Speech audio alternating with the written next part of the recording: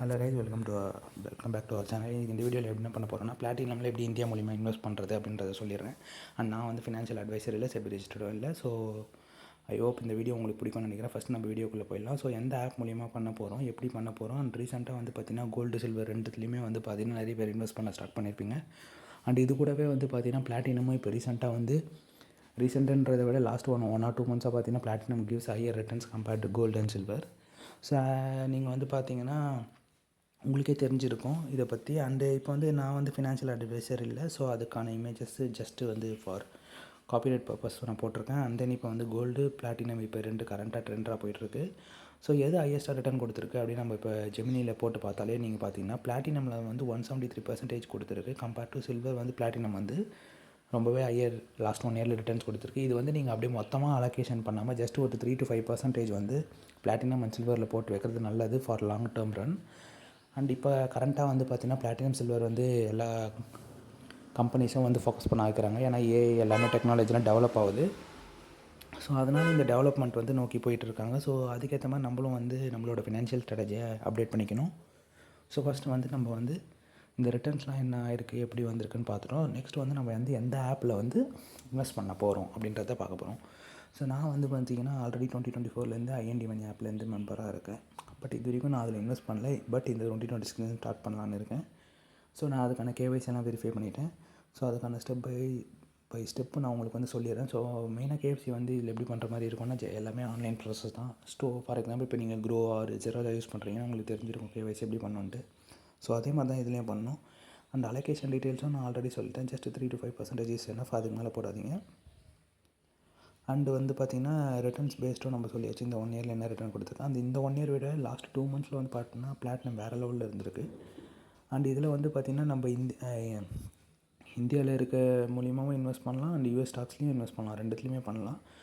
US ஸ்டாக்ஸில் invest பண்ணுறீங்கன்னா உங்களுக்கு HDFC account வேணும். மெயினாக ஹெச்டிஎஃப்சி ஏன் சொல்கிறேன்னா அது என்கிட்ட இருக்குது, நான் அதனால சொல்கிறேன். பட் இது இல்லாமல் நீங்கள் ஆக்சிஸ் பேங்க் ஒரு ஐசிஐசி இது இருந்துச்சுன்னா நீங்கள் டேரெக்டாக உங்கள் ஐஎன்ஆர் யூஎஸ்ஸாக கன்வெர்ட் பண்ணி நீங்கள் அது மூலிமா பை பண்ணுற மாதிரி இருக்கும். அண்ட் தென் வந்து இதில் வந்து சிப்பாக நான் பண்ணணும், எனக்கு இது மேனுவலாக நான் மாதம் பண்ண மாட்டேன்னா நீங்கள் ஃபெட்ரல் பேங்க் அக்கௌண்ட்டு கூட இவங்க டைப் பண்ணியிருக்காங்க. ஸோ நீங்கள் வந்து ஃபெட்ரல் பேங்க் அக்கௌண்ட் ஆன்லைன்லேயே ஓப்பன் பண்ணிட்டீங்கன்னா 0 அக்கௌண்ட் மெயின்டெனன்ஸ் பேலன்ஸ் தான். ஸோ அது பிரச்சனை இருக்காது. நீங்கள் ஓப்பன் பண்ணிட்டு நீங்கள் ஆட்டோமேட்டிக்காக சிப் பண்ணுறதுனால பண்ணிக்கலாம். இது வந்து யூஎஸ் ஸ்டாக்ஸ் மட்டும். பட் இந்தியன் ஸ்டாக்ஸுக்கு நீங்கள் உங்கள் பேங்க் அக்கௌண்ட் மூலியமாகவே பண்ணிக்கலாம். அது எந்த பிரச்சனையும் இல்லை. நீங்கள் இப்போ யூஎஸ் ஸ்டாக்ஸில் இன்வெஸ்ட் பண்ணணும், ஸ்டாக் அந்த மாதிரிலாம் அப்படின்னா நம்ம இந்தியாவில் வந்து இருக்குது. பட் இப்போ ரீசெண்டாக வந்து மியூச்சுவல் ஃபண்ட்ஸ் மூலிமா அதெல்லாம் ஸ்டாப் பண்ணிட்டாங்க, சிப் அமௌண்ட்லாம்.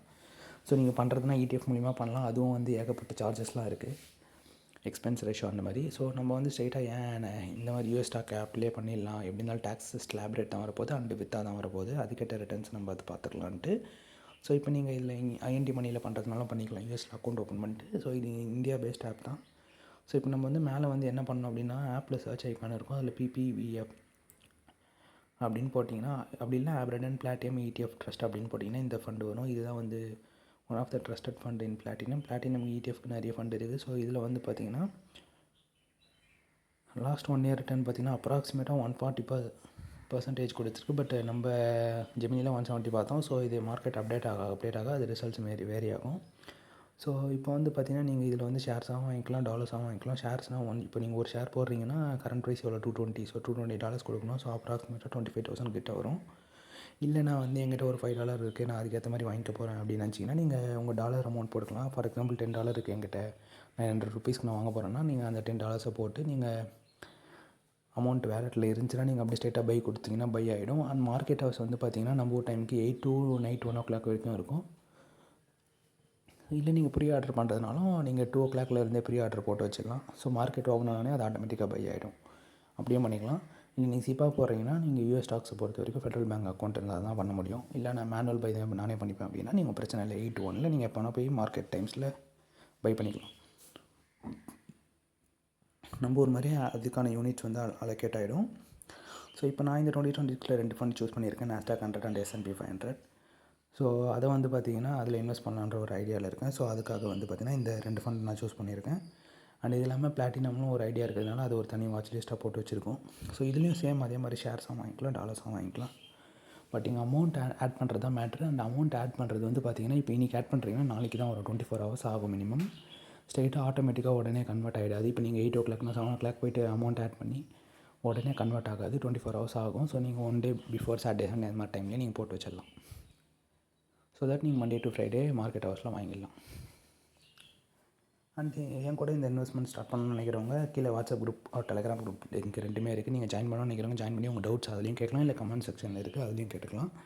இந்த வீடியோ உங்களுக்கு புரிஞ்சிருக்கும்னு நினைக்கிறேன். உங்களுக்கு வேறு ஏதாவது டவுட் இருந்தால் நீங்கள் மென்ஷன் பண்ணலாம். கேஒய்சி எப்படி பண்ணுறதுனா, கேஒய்சினா சேம் ஓல் ப்ராசஸ் தான். Aadhaar card fetch, PAN card and bank account இது மூணுமே வெரிஃபை பண்ணுவாங்க. மூணுமே உங்கள் பேரில் இருக்கணும், மற்றபடி எந்த பெரிய ப்ராசஸுமே இல்லை.